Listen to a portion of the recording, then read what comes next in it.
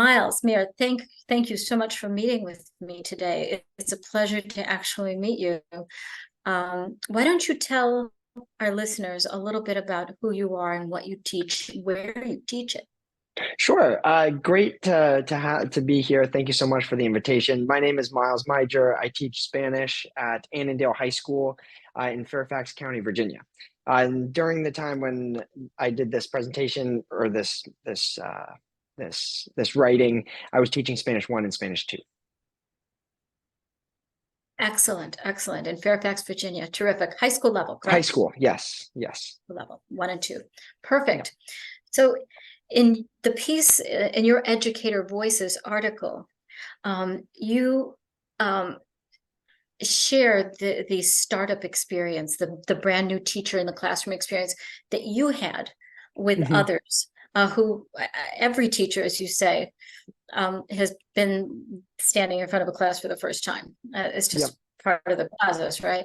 Yeah. And you solved your feelings of uncertainty in a specific way using data. I'd like you to Mhm. talk a little bit about that and what it looks like now from this perspective down the road. And I'd like you to generalize a little bit about how others have seen it and how it might work for others. Sure.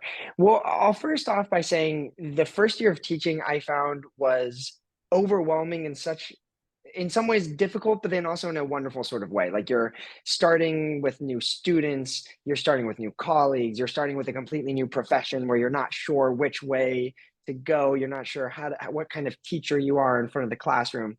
So, with that as sort of my basis of being a first year teacher, for however way my brain works, for the type of support that I was getting from my school, I, as you said, found it helpful to use the data that I got from my students to adjust my classroom practices. Um, I think generalizing that out in terms of what the experience of a first year teacher is, the one thing I will say is focus on one thing at a time. I found that it was so easy to get caught up in, oh, what about my classroom management? Oh, what am I going to do in class tomorrow? That sometimes it was a little difficult to prioritize, but it's the first year and you can't prioritize every single thing. So whether it's classroom relationships that you want to focus on, whether it is what is my warm-up routine going to look like, what is my closing routine going to look like, and choosing that is what I'm going to focus on and practice, practice, practice. It's not going to go well, but then you'll keep learning and getting better and better. So that prioritization, I would say, for me, it was data, prioritizing the data and looking at what students wanted. But for others, that might look a little differently. Excellent.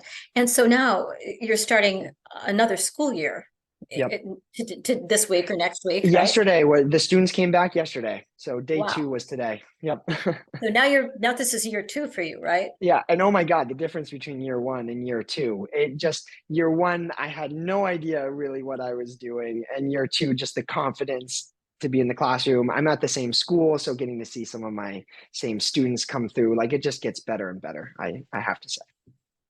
So there is light at the end of that tunnel for those teachers that are standing in front of the class for the first time, right? Yes, there is light at the end of the tunnel. I had a mentor when I was in grad school who said, your first year of teaching is great, but it's challenging. Your second year is better than your first year. Your third year, better than your second year. And it just gets better and better and better. And I'm at the second year and I can say 2 days in, it's great. And I'm excited to see what even later on years are going to look like as well. So you had a mentor. Yes, so that was a huge thing that helped me a lot. My school that I was lucky to start off at has a huge collaborative culture.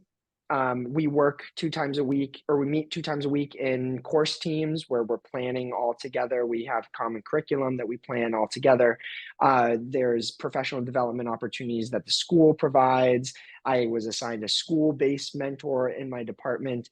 So just this collaborative culture really pervades the school, and that was incredibly helpful for me to have my school-based mentor, or my assigned mentor, who was another Spanish teacher, who came in and observed my classes, who gave me tips. But then not even her, the French teacher across the hall was also invested in what I was doing in my classroom and gave me tips, gave me support. The Spanish teacher who was on a completely different team was invested in what I was doing and gave me support. So it was this collaborative culture where I had that assigned mentor, but then so many other people in the building who were invested in my success, and that helped a ton that first year.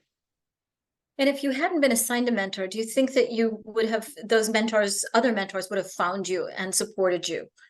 I think so. It helped to have that point of contact at the very start of the year who reached out to me and asked if I had any questions, the person I knew to go to start with. But I'm sure there were other people in the building who would have come and found me, even if that relationship didn't exist.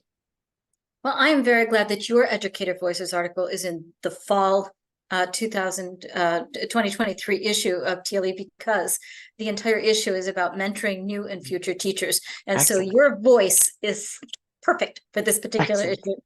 Excellent. I'm glad to hear that. Well, I'm glad to hear your voice, and I'm certain that our readers are very glad to hear your voice and to meet you as well. Your enthusiasm is palpable.